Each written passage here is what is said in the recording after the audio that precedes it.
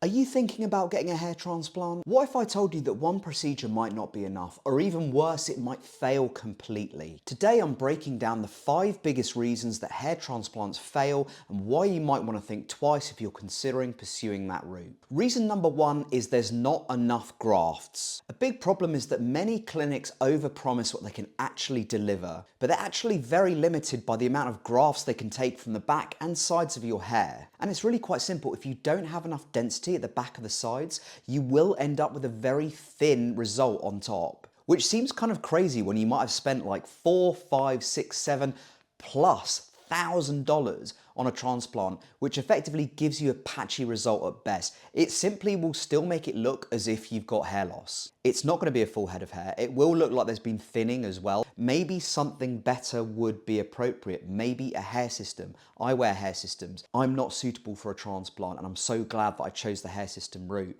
You get a much better result. It may be that you decide to go for SMP, which is basically ink tattooed onto your scalp to give the appearance of a really short buzz cut. It may be minoxidil and finasteride. I really do see hair transplants as much more of a last resort. A resort which often doesn't give you the results you're hoping for, much like minoxidil and finasteride. Now, reason number 2 is poor graft survival. Now, what do I mean by that? Well, even if you have enough grafts and they're transplanted into the area of the top of your head that's thinning, those grafts might not survive. There's certainly no guarantee, and contrary to popular belief, actually doing a hair transplant from a surgeon's perspective is a really hard job. Their technique has to be spot on, they have to be experienced in this. Also, a lack of oxygen to the grafts and poor handling of the actual donor hair in between actually getting it from the back and the sides of your head into the top of your head. All of these things can have a massive detrimental impact upon the survival chances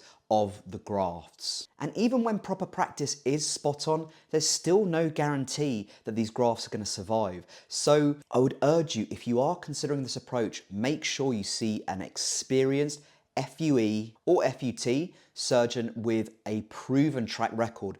Ask to see literal images of case studies and then follow-ups from 2-3 years down the line. Is it going to cost more money?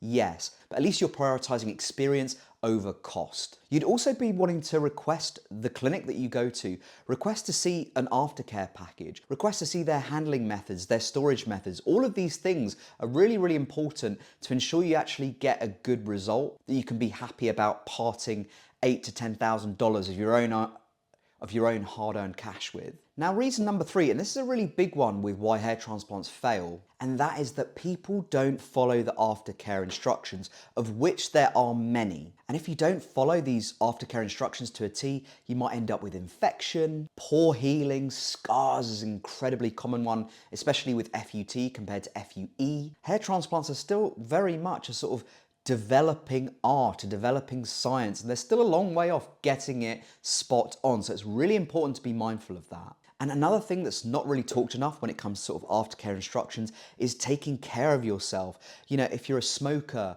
if you're a heavy drinker, if you're constantly touching your scalp after the procedure, if you're putting like a hat on or a beanie on too soon after the surgery, it can really ruin results. And I've seen many cases where people don't get their aftercare right and it results in them having to have another transplant like 6 months, a year later. And it can result in them having to have another transplant, another $8,000 to $10,000 a year, 2 years down the line. So if you do pursue the hair transplant journey, which is not suitable for everyone by any means, you definitely need to ensure that you're really good at taking care of yourself and you follow the strict aftercare to a T. You also want to make sure that the clinic that you get the transplant done has a proper procedure regarding aftercare. Now, with a hair system, you don't really need to worry about aftercare.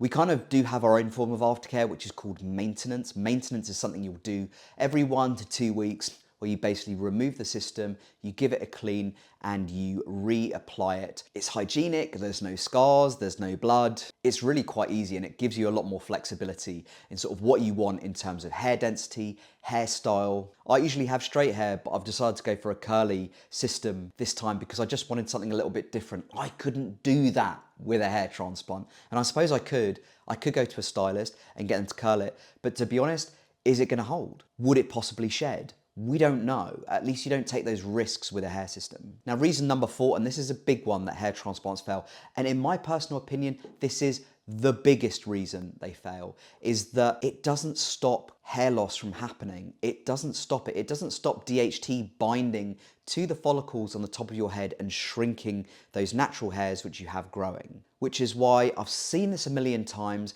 You see guys who have got temple recession, they go and get a hair transplant and they're like, great, I look great for about 6 months to a year, but then you see hair on the crown and the rest of the top of the head shedding, shrinking, falling out, and it just looks ridiculous. And they have to go for another procedure all over again 1 year, 2 years from now. It just seems so counterproductive. So if you're going to go that route, you need to be prepared to take the medication that goes with it. And that medication comes at a financial cost to you. And as I've described in multiple other videos, it comes with a broad range of side effects, and it's currently being investigated by the EMA, the European Medicines Agency. I don't think they'll put a blanket ban on it, but I do think they'll attach a warning to each box. If you want to learn more about that, stick around to the end of this video where I'm going to share with you another video which you can watch, which talks about finasteride and the possible pitfalls that come with it. And reason number 5 is choosing the wrong clinic. Choosing a clinic based on the fact that it looks cheap, or you've seen a video on Instagram or Facebook or TikTok promoting a specific clinic. They get an influencer in, they do their transplant, and it's basically a promotional video for them. Please, if you're gonna do this route, guys, it's imperative to do thorough research. Don't buy into something just because you've seen your favorite influencer go to Turkey and get a transplant. In all likelihood, the transplant they got was free of charge at the point of access, so that that particular influence could use their influence to get more customers coming to that particular clinic. It should never be an endorsement of how good the clinic is. Look at Google reviews, look at Trustpilot. You also want to make sure that the professional who's doing the transplant actually speaks English fluently. That's if you're an English speaker. You don't want someone who's going to be doing a really important procedure for you and spending a lot of your cash on it without being able to properly communicate with the surgeon actually doing the procedure, because you want to be clear in your expectations. You want to be very clear with them what your expectations are, and you want to understand what their expectations are of you. So you want to make absolutely sure that you are consulting a number of practitioners, but also that the surgeon you're dealing with speaks fluent English, because I see a lot of guys going to Turkey, to Hungary, to a number of other different countries, especially in Europe, and they're having procedures done by people who do not speak the language. Now, how can you both agree on a result when you don't even have a common understanding of what each other is saying? This is really important. And as I mentioned at the top of this video, get consultations with a number of clinics. So in summary, the 5 biggest reasons why hair transplants fail is: number 1, there's not enough grafts. Number 2, poor graft survival. Number 3, post-op hair care. Number 3, post-op hair care mistakes. Number 4, a continuing progression of hair loss. And number 5, choosing the wrong hair clinic. Of course, it's really important to mention here, you don't even have to worry about any of these reasons. If you decide to go a different route, pursue a hair system, that's what a lot of people do. You see a lot of people with failed hair transplants that actually end up going the hair system route. So why not cut out that bit in the middle? Cut out that suffering, that expense. Just go straight to hair systems. You can get a 15% discount that I've negotiated with LaVivid. This is a LaVivid hair system. You can find out more about them in the description box below. 15% off any stock system. That can save you like $80 off a system. That's a lot of money. We're living in a cost of living crisis. We're living in a world of tariffs these days.